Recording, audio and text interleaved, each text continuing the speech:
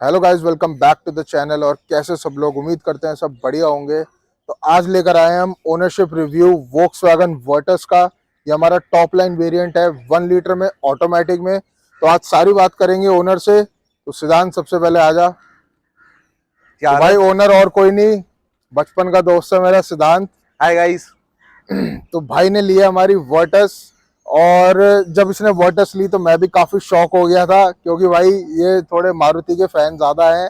और गाड़ी भी मारुति, गाड़ी छोड़ो स्कूटी भी सुजुकी की रखते हैं ये। तो आज जानेंगे सारी बातें। एकदम से इतना बड़ा शिफ्ट कैसे ले लिया इसने। जनरली लोग Hyundai चले जाते, टाटा महिंद्रा ले लेते, बट वोक्सवैगन लेने की हिम्मत कैसे करी। तो सबसे पहले सिद्धांत बता, गाड़ी कब ली और कितने की पड़ी। भाई देख, गाड़ी तो मैंने तेरे साथ ही ली थी जब तेरी स्कॉर्पियो एन हाँ, आई थी। तो हमने भाई सेम डे डिलीवरी ली थी। 29 अक्टूबर को ली थी। तो मैं स्टार्ट करता हूँ। मेनली अपना गाड़ियों की हंट शुरू हुई थी मिनी एसयूवीज और बिगर हैचबैक्स में। एक बार ये बता देते हैं ली कितने की, अच्छा और वो कैसे ली वो हम बाद में बताएंगे। अच्छा। तो गाइज मैं एक डिस्क्लेमर दे देता हूँ।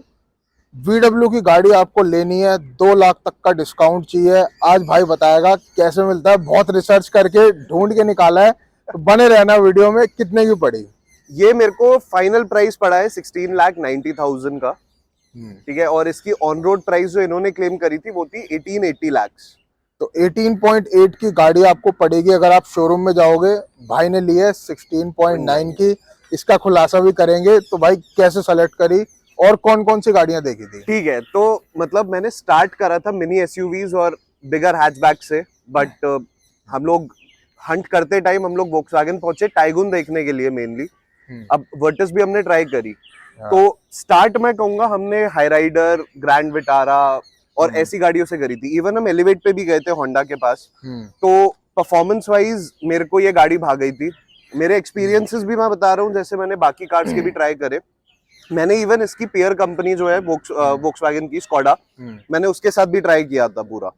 तो मैंने स्टार्ट करी थी ग्रैंड विटारा के साथ। ग्रैंड विटारा में मेरे को थोड़ा इंटीरियर का थोड़ा इशू रहा, काफी प्लेन प्लेन सा था। और एलिवेट का मैंने देखा था क्योंकि वो बहुत हाइप्ड गाड़ी थी उस टाइम पर। बट एलिवेट में सबसे पहले तो मेरा शोरूम एक्सपीरियंस अच्छा नहीं रहा, क्योंकि अच्छा। जो मेरे को सेल्समैन मिला था वहां पर उसको खुद ही टेक्निकलिटीज नहीं पता थी। दूसरी चीज, एलिवेट की ड्राइव परफॉर्मेंस मेरे को ऑन पार नहीं लगी थी, क्योंकि इंजन पिकअप एंड स्मूथनेस वगैरह में ये गाड़ी हमने जब ट्राई करी तो उसके आगे मतलब कुछ हमें उस लेवल तक कंफर्ट नहीं मिला। हाई राइडर और ग्रैंड विटारा में मुझे एक चीज और लगी थी, जो थी स्पेसिंग की, कि अगर मैं पीछे 2 लोग बिठाऊं तो वो आराम से 2 के बाद तीसरा छोटा बच्चा जल्दी से नहीं बैठ पाएगा। ठीक है। इसके बाद मैंने मतलब फिर इसको अपनी टेस्ट में पूरा कंपैरिजन रखा था स्लाविया के साथ, टाइगुन के साथ। और टाइगुन के केस में वो मिनी एसयूवी वाली चीज थी। सेम फीचर्स मेरे को सेडान में मिल रहे थे, एंड सेडान लुक वाइज दिल को बिल्कुल भा गई थी। तो लुक वाइज भी है, और सेम पैसों में हमें थोड़ी सी बड़ी गाड़ी भी मिल जाती है। सेडान की थोड़ी सी जो एक प्रीमियम फैक्टर सेडान के साथ जुड़ जाता है। बट होंडा के शोरूम में क्या एक्सपीरियंस रहा, एक बार उसकी बात करेंगे। क्योंकि आप देख सकते हो गाइस, ज्यादा गाड़ियां बिक नहीं रही है होंडा की। उसके बाद भी शोरूम वाले ढंग से टेस्ट ड्राइव भी नहीं करवा रहे हैं। किस बात का एटीट्यूड है उनमें पता नहीं। तो भाई क्या हुआ था बता ना। उन्हें कोई फीचर वगैरह की आई थिंक नॉलेज फीचर की नॉलेज नहीं थी। मैं जब होंडा के शोरूम पहुंचा तो शुरू में उनके पास टेस्ट ड्राइव के लिए वेटिंग थी काफी। और मैंने उन्हें काफी एक्सप्लिसिटली बताया था कि भाई मैं स्टार्ट अब देख रहा हूं, मैं हो सकता है 2 महीने में डिलीवरी भी एक्सपेक्ट करूं। तो 2 बार 3 बार तो मेरे को टेस्ट ड्राइव भी नहीं मिली है, क्योंकि वो वेटिंग है, 1 घंटा मिलेगा, 2 घंटा। उसके बाद जिस सिलेक्टेड डेट पे मेरे को टेस्ट ड्राइव मिली, उसमें भी जनरली बंदा हाईवे पे जाता है जस्ट टू पिकअप, कि एकदम पता चले गाड़ी ओवरऑल कैसे चलेगी। वो चीज मेरे को नहीं मिली। एंड जो सेल्स तो उन्होंने हाईवे पे गाड़ी ले जाने से मना कर दिया, जबकि उनका शोरूम जो है हाईवे से एडजेसेंट है, हाईवे से बिल्कुल पास में ही है। हाँ। उन्होंने उस चीज पे मना किया। With in east Delhi IP extension अपने वाले एरिया में हम लोग घूम रहे थे, वहां पर भी जो साथ में डेजिग्नेटेड बंदा था उसको फीचर्स की कुछ नॉलेज नहीं थी। अगर मैं कहूँ, मैंने उससे पूछा स्टीयरिंग कंट्रोल में क्या क्या फीचर्स है, नहीं पता। मैंने उससे पूछा रेन सेंसिंग वाइपर, नहीं पता। तो बेसिक चीजें जो एक नॉर्मल आदमी खरीदते हुए ढूंढता है, वो जब सेल्समैन को ही नहीं पता तो बंदा कैसे ही जज करेगा गाड़ी को। तो ये कुछ था होंडा के साथ एक्सपीरियंस। तो भाई अब बाकी सारी चीजें ठीक हैं, बट सेम एक इसके साथ गाड़ी आती है स्लाविया। तो स्लाविया और इसमें कैसे डिसीजन बना। देखो स्लाविया और इसमें सबसे पहले तो मैंने एक चीज नोटिस करी जो कि थी इंटीरियर की। इंटीरियर सिमिलर प्राइस पॉइंट पे सेम पेरेंट कंपनी अगर बना रही है, मैंने नोटिस करा है इंटीरियर में काफी जगह कॉम्प्रोमाइज या तो स्लाविया में किया है उन्होंने, जो मेरे को वैल्यू फॉर मनी नहीं लगा एक पॉइंट पे आके। जैसे अगर मैं डिजिटल क्लस्टर की बात करूं, मैंने टॉप लाइन में उससे उनसे पूछा, इवन हाईलाइन में भी जो उनका डिजिटल क्लस्टर है, क्लस्टर जो है it is not as fascinating.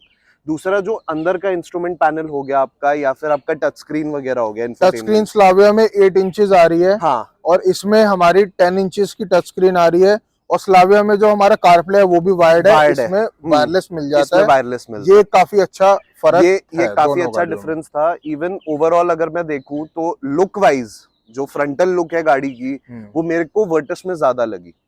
Colours काफी अच्छी तरह खिल के उठते हैं गाड़ी पे, और जिस तरह से इंटीरियर एक्सटीरियर बना हुआ है, मतलब ओवरऑल मैंने जब कंपेयर करा, ड्राइव मोर और लेस स्मूथ थी। इसकी मैं थोड़ी 21 ही कहूंगा, बट स्लाविया मेरे को हल्की सी इंफीरियर लगी, जिस वजह से मैं इस पर आ गया था। तो भाई यही फायदा होता है ओनरशिप रिव्यूज का, हर बंदे के अपने अपने व्यूज होते हैं। जनरली अगर मैं भी बात करूं तो आउटर डिजाइन से मेरे को वर्टस ज्यादा अच्छी लगती है, बट कहीं ना कहीं इंटीरियर की बात करें तो काफी लोगों को स्लाविया का भी ज्यादा अच्छा लगता है, तो वो अपने पर्सनल चॉइस की बात हो जाती है। बाकी सारी बातें गाइस अब चलते हैं गाड़ी के अंदर और गाड़ी चलाते हुए करते हैं, क्या चलाने में मजा आ रहा है, क्या नेगेटिव फील हो रहे हैं, सब चीजों की बात करेंगे। तो गाइस अब हम आ गए वर्टस के अंदर और थोड़ा सा ड्राइव करके भी देखेंगे, अपना ओपिनियन भी शेयर करेंगे। तो एक बार अब एसी भी ऑन कर लेते हैं। तो ये अपना एसी ऑन हो गया है।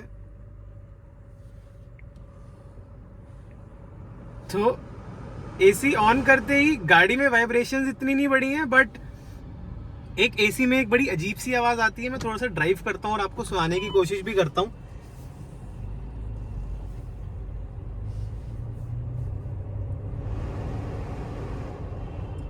ये वाली आवाज अगर आप सुन पा रहे हो, तो बीच बीच में इंटरवल्स में इसमें गाड़ी तेज करो, गाड़ी के साथ भी बढ़ती है जितना हमने देखा था। नहीं, गाड़ी के साथ तो नहीं बढ़ी, बट बीच बीच में मतलब वैसी वाली आवाज नहीं होती जैसे हवा निकल रही है बट आपने वेंट बंद कर दिया तो की आवाज आती है, फिर आ रही है। अब आगे मूव करते हैं। तो सिद्धांत, पहले मैं तेरे से ही पूछूंगा कि गाड़ी चलाने में कैसी लगी। जैसे पिछली गाड़ी तेरी सुजुकी की थी, ठीक है, तो मैं भी सुजुकी ड्राइव करता हूँ, सबको पता है सुजुकी का एक्सपीरियंस कैसा होता है। तो अब फोक्सवैगन पे जब स्विच किया, तो गाड़ी चलाने में कैसा एक्सपीरियंस है, मजा आ रहा है, नहीं आ रहा, जो भी है बताते हैं एक ऑडियंस को। तो मैं जैसे बताऊं तो मैंने सुजुकी और किया काफी कॉन्स्टेंटली ड्राइव करी हुई है। सो वोक्सवैगन ऑब्वियसली मेरे को एक अपग्रेड लगा ड्राइव के मामले में, क्योंकि सबसे पहले तो इंजन स्मूथनेस काफी है। आप जब ड्राइव कर रहे हो, जनरली एक होता है आप ड्राइव करते हुए पंजा दबाते ही आपको थोड़ा सा इंजन भी आवाज करता है अपना, वो चीज मेरे को हल्की सी कम लगी। और ओवरऑल ड्राइव एक्सपीरियंस आप 60, 70, 80 पे करते हो, गाड़ी एकदम मक्खन की तरह जाती है, वो इशू इसमें नहीं है। और मैंने इसका स्पोर्ट्स मोड भी ट्राई किया था। स्पोर्ट्स मोड जनरली कंपनी जो क्लेम करती है कि भाई आप 80 के बाद ही करना कभी, बट मेरे ख्याल में उसकी ज़रूरत नहीं भी है, और अगर आप कर रहे हो तो वो पावर ही बढ़ाएगा आपकी। और ओवरऑल एक्सपीरियंस मैं कहूँगा ड्राइव वाइज तो मतलब A1 था, जिस वजह से टेस्ट ड्राइव के बाद ये गाड़ी मेरी चेकलिस्ट में बिल्कुल टॉप पे आ गई थी। तो शुभम, जैसे तू भी ये गाड़ी चला रहा है, तो 1 लीटर वाली तो कोई बात इसमें सच फील नहीं होती है जितना हमने देखा है, क्या लगता है एक बार बता जरा। भाई सबसे क्योंकि टर्बो तो है ना गाड़ी में। तो देखो, मेरे को यहाँ से राइट लेना है और अपनी आदत है कि यहाँ से राइट का इंडिकेटर घुमा दिया, तो मैं राइट का इंडिकेटर देता हूँ तो ये देखो सामने क्या होता है आपके। यार ये पता है, पहले समझ आता था CBU यूनिट गाड़ियां होती थी, अब ये तो इंडिया में बन रही है, तब क्यों करने की जरूरत है। इंडिया में बन रहे थे यार, इंडियन कस्टमर्स के हिसाब से बनाओ यार। मैं अलग गाड़ी में बैठता हूँ, उसमें अलग मतलब आपको जबरदस्ती जर्मन दिखाना है अपना, तो ये मर्सिडीज में बैठो तो भाई यहाँ से गियर चेंज हो जाता है। तो ये सब बड़ा कंफ्यूजिंग हो जाता है।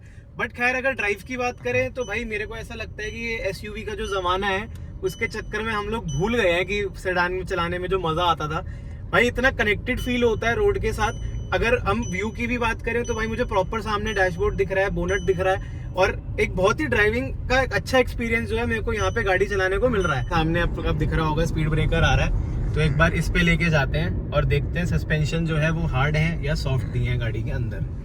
तो ये आ गए हम थोड़े हार्ड साइड पे ही है, हार्ड साइड पे ही है। वो कुशन जो है वो प्रोवाइड नहीं हो रहा है इतना ज्यादा, बट अगेन हार्ड और सॉफ्ट सस्पेंशन जो होते हैं दोनों के अपने अपने फायदे होते हैं। मतलब एक थर्ड महसूस गाड़ी में हो रहा है इसमें। मतलब ये मैंने देखा था हाँ। फ्रॉन्क्स के सस्पेंशन जो है काफी सॉफ्ट थे, बट इसके जो है वो थोड़े हार्डर साइड पे है। हाँ। इसके अपने फायदे हैं, आप हाईवे वगैरह पे जाओगे, बम्पी रोड्स पे जाओगे तो गाड़ी जो है आपकी बहुत ज्यादा ऐसे बाउंस नहीं करेगी, तो ये अच्छा है। बाकी एक बार मैं आपको गाड़ी भगा के भी दिखाता हूँ, मेरा ना बहुत देर से मन कर रहा है भगाने का।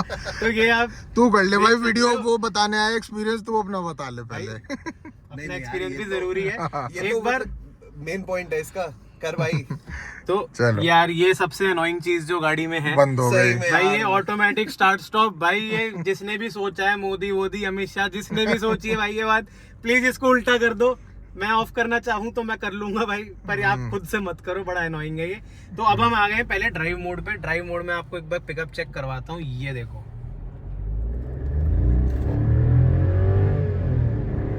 अब इतने प्यारे गियर जो है इसके अंदर शिफ्ट होते हैं भाई, मैं आपको बता नहीं सकता।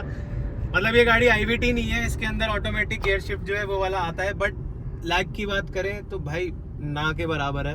कमाल का इसमें gearbox टॉर्क कन्वर्टर है। आता है ना, ये देखो भाई, मतलब एक तो पहले तो पुश मिलता है आपको, जो एकदम बढ़िया वाला पुश होता है कि आपने रेस दबाई और वो मिलता है। प्लस जब सेकंड गियर थर्ड गियर पे आती है तो भाई कुछ भी आपको ऐसा लैग जो है वो फील नहीं होगा। बहुत ही माइन्यूट सा है और वो तो डेफिनेटली हो गई, बट आपको एज सच कुछ इसमें बुरा नहीं लगेगा, चलाने में बहुत बढ़िया आ रहा है। अब डबल स्पीड ब्रेकर आ गया, एक बार इन पे भी चेक कर लेते हैं, आपको पता ही है। और भाई साहब सस्पेंशन तो हार्ड है थोड़े से। सस्पेंशन तो हार्ड है, मगर ये स्पीड ब्रेकर भी बहुत हार्ड है। ये बात करते हैं सिद्धांत थोड़े नेगेटिव्स की। गाड़ी बहुत प्यारी है, सबको पता है, खूब बिक रही है, हर कोई प्रेस कर रहा है। तो कुछ नेगेटिव पॉइंट जो है इस गाड़ी के, वो हम जानना चाहते हैं और अपनी ऑडियंस को बताना चाहते हैं। बिल्कुल, मतलब मैं स्टार्ट करूंगा उसी नेगेटिव से कि ऑटो स्टार्ट स्टॉप जो फीचर है, मेरे ख्याल में वो जनरली ऑफ रहे, और मुझे ऑन करना है तो मैं करूं। पर यहीं पे मैं बता दूं, ये जो है इस पर्टिकुलर गाड़ी का नेगेटिव नहीं है। ये BS6 फेज 2 जो आया था उसके बाद से सारी गाड़ियों में ही आ गया है, हर कोई परेशान है इस फीचर से। तो अगले की बात करते हैं हम। हाँ, इसके अलावा अगर मैं आपको बाकी चीजें बताऊं इसमें, तो जनरली जो बटन का अगेन एक पॉइंट है, क्योंकि मैं यूज्ड टू हूं या तो की एंट्री होगी राइट से, अब अपना बटन लेफ्ट। कौन सा बटन कह रहा है? पुश स्टार्ट स्टॉप का जो हाँ, बटन है। मैं बता दूं। अच्छा हाँ। एक चीज और मैंने नोटिस करी है, जैसे हम फ्रेंड्स का ग्रुप जा रहा है, फैमिली जा रही है, मैं अगर आपको बीच में बैठ के दिखाऊंगा तो बीच की सीट एक तो थोड़ी सी ऊपर को भी इन्होंने कर रखी है, एंड सेकेंडली एवरेज हाइट का अगर आदमी बैठेगा ना, ये देखो, मैं सर average गया height का हूं, पूरा, तो हाँ। मेरे पास, मैं किसी स्पीड ब्रेकर पे मुझे झुकना ही पड़ेगा। नहीं, तो- बिना स्पीड ब्रेकर के भी पूरा टच हो रहा है। वैसे टच हो रहा है, बट स्पीड ब्रेकर आएगा मतलब बाल तो लगने खराब लग हो ही जाएगा। जाएंगे बाल तो खराब होंगे, शादी में आप रेडी हो, ब्रेकर आया तो सर भी गया। हाँ, पीछे बैठो। अभी सर आ रहा है, आगे बजेगा अभी। और इसकी हाइट भी भाई तेरी ज्यादा थोड़ी, 5'9" के आसपास ही है। मेरी 5'8" होगी, 5'7" हाँ। 7.5, 5'8". तो वो भी नहीं बैठ पा रहा बीच हाँ। में, तो भाई फिर मतलब एक हाँ। जनरल उसमें आप बैठोगे तो हेड टच होने का थोड़ा सा चांस अपना रहता ही है। एक चीज ठीक मैंने है। इसमें और थोड़ी सी नोटिस करी है कि आजकल गाड़ियों में जब हम वी आर हैविंग वॉलेट होता है हमारे पास फोन होता है, कुछ सामान है, तो यहाँ पर अगर मैं देखूं फ्रंट में सामान रखने की कंस्ट्रेंट है थोड़ा सा। मतलब अगर मैं अपनी पॉकेट्स को लूज करना चाह रहा हूँ तो मैं फोन ना चाहते हुए भी मेरे को चार्जिंग पैड के ऊपर रखना पड़ेगा। एक्चुअली एक ही है सिर्फ इसमें जगह। दिक्कत ये है कि यहाँ पे ना सिर्फ यही जगह है। एग्जैक्टली। गाड़ियों में यहाँ पर भी आपको जनरली डोर के साइड में भी जगह मिल जाती है जहाँ पे आप फोन अटका सकते हो या कुछ भी छोटा मोटा सामान रख सकते हो, बट यहाँ पे आपको दोनों तरफ जो है कुछ भी नहीं दिया हुआ, क्योंकि हैंडल जो है, तो ये वाला डिजाइन जो है दिखने में अच्छा लग रहा है, बट कितना प्रैक्टिकल है वो लेने के बाद ही पता चलता है। प्लस एक चीज और मैंने जो नोटिस करी थी, वो तो इसका स्टीयरिंग कंट्रोल है, जितने बटन्स वगैरह है उसमें एक दो जगह पर इन्होंने कुछ, जैसे एक ये बटन है अगर आप ध्यान से देखिए, ये वाला, अब ये कायदे में ये GT में फीचर आता है, बट अगर टॉप लाइन में नहीं है 1 लीटर में, तो इस बटन को या तो मल्टी फंक्शन बटन ये कर सकते थे। जैसे मैं सपोज गाड़ी चला रहा हूँ, अब मेरे को बैक करनी है और म्यूजिक भी चल रहा है, तो बैक करते हुए रिवर्स कैमरा आएगा। एक बार मैं सजेस्ट करूंगा शुभम एक बार लगाए, क्योंकि वहां से भी एक पॉइंट रिलेटेड है। हाँ, एक बार बैक कैमरा भी हमने देखा था, एक बार आपको भी दिखा देते हैं। तो भाई 10 इंच की इसमें टच स्क्रीन दे रखी है, बट अब इसका बैक कैमरा चेक करो भाई, क्या सेंस बनता है इस बात का कि इतनी बड़ी सही स्क्रीन में। में भी इतना सा कैमरा 7 इंच का ही है। मतलब इसके साथ में मेरे को ऐप स्टोर, पावर और म्यूजिक का बटन दे रखा है। कैमरा को थोड़ा बढ़ा देते, बट वही चीज है, कैमरा थोड़ा सा और वाइडर और होता तो क्वालिटी मेरे को भी ये- कुछ हाँ, खास नहीं है इसकी, और बहुत ही डायनामिक basic गाइडलाइंस है। भी नहीं है यार इसमें, ये देखो देखो डायनामिक गाइडलाइंस भी नहीं है इसमें, ये भी नहीं है, क्वालिटी भी बहुत एवरेज है, तो इससे तो मैं थोड़ा खुद भी निराश हूँ, और तू तो हो गई एज अ कस्टमर। ये एज अ पॉइंट मेरे को भी थोड़ा सा कम लगा था इसमें। अब अगर मैं वापस जाऊं उस वाले पॉइंट पे हमारे, कि जब हम मतलब ड्राइव कर रहे हैं, अब ड्राइव करते हुए बाकी सब अपनी जगह ठीक है, कई बार एसी कंट्रोल भी है मेरे पास। एसी कंट्रोल को मैं एकदम हैंडीली, जैसे मेरे को ऑफ करना है, मैं झटके से ऑफ नहीं कर सकता। सिमिलरली अब मैं ड्राइव कर रहा हूँ, ड्राइव करते हुए मैंने रिवर्स गियर डाला, बट वो म्यूजिक सिस्टम मेरा पॉज नहीं होगा, गाना उतनी ही पेस पे चलेगा। यहीं पर अगर स्टीयरिंग कंट्रोल में वो जो बटन है जिसमें कोई फीचर नहीं है, अगर शुभम उस बटन को प्रेस करेगा, हाँ, यहाँ पे आता है this button has button without function. कर एक बार प्रेस, ये देखो। अब इस बटन का अगर कोई पॉइंट नहीं है तो मेरे ख्याल में उसे या तो मल्टी फंक्शन एज पर यूजर्स वो कर देते हैं डिस्क्रिप्शन, कि अपना भाई आपको इस पे पॉज प्ले करना है, आपको इस पे कॉल करना है, कुछ भी लगा दो। बेसिकली कस्टमाइजेबल बटन जो है कि अपने हिसाब से। तो यहाँ पर हम जो बात कर रहे हैं बेसिकली वो ये है कि इसमें कोई एक सिंगल बटन नहीं है।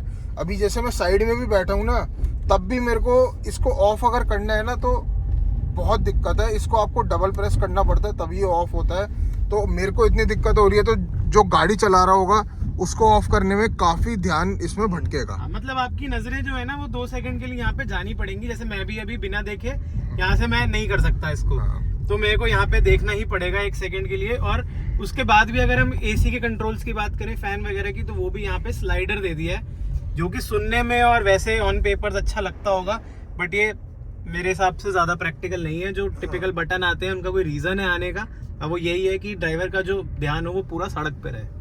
प्लस इसमें एक चीज और है, जैसे मतलब अगर मैंने रात को कार पार्क करी है जिसमें मैंने इंटरनल मूवमेंट वाला एसी रखा है, फ्रेश एयर ऑन नहीं करा है। अब कई बार क्या होता है, अगर मैं सुबह गाड़ी स्टार्ट करूंगा तो वो फ्रेश एयर पे ऑटोमेटिकली चला जाएगा। अब ड्राइव करते हुए ये आपके ध्यान में नहीं आएगा कि वो फ्रेश एयर पे है या रिवॉल्विंग एयर का है। तो अच्छा, मतलब तू वो कह रहा है कि जो बाहर की हवा अंदर आती है उस मोड पे ऑन होता है। हाँ, वो कई बार उस पे ऑन हो जाता है, मेमोराइज कर लेता है, जो कि मेरे ख्याल में अगेन हमारे ऊपर होना चाहिए, जो शुभम ने भी पॉइंट किया कि बटन्स हो तो हमारे को इजी रहेगा। हम अपने हिसाब से सेटिंग भी कर रहे हैं, हम ऑफ इजीली कर पा रहे हैं, ऑन कर पा रहे हैं। और भाई दिल्ली जैसी जगह में यार बाहर की हवा मत खाओ। अभी हम एक ही वही चेक कर रहे थे हैरियर में बैठ के, तो उसमें 400 कुछ आ रहा था, तो भाई ये मोड भी मेरे को तो ठीक नहीं लगा। तो सिद्धांत, अब बताओ वो राज जिसके लिए हमारे सारे व्यूअर्स इंतजार कर रहे हैं। ऑलमोस्ट 2 लाख रुपए का डिस्काउंट तूने कैसे ले लिया इस गाड़ी पे? ये वर्टस का टॉप लाइन वेरिएंट है, मैं दोबारा बता देता हूँ, ऑटोमेटिक वाला, जो भाई को पड़ा है 16.9 का। और वैसे आप अगर इसका प्राइस चेक करने जाओगे तो आपको 18.8 समथिंग का इसका ऑन रोड प्राइस आपको नजर आएगा। तो भाई क्या जादू करा है, ये क्या ढूंढ के निकाला है? तो मैंने दिवाली से पहले ली थी, तो उस टाइम पर जो ऑन रोड मेरे को उन्होंने बताया था दैट वाज 19.1, ठीक है। अब वो थोड़ा सा इन्होंने दिवाली डिस्काउंट्स वगैरह कर रहे हैं, बट मैं जब कंपनी के पास गया उन्होंने मेरे को कॉर्पोरेट डिस्काउंट 15,000 बताया था। लकीली मेरा जो छोटा भाई है, he was looking for cars और सब देख रहा था।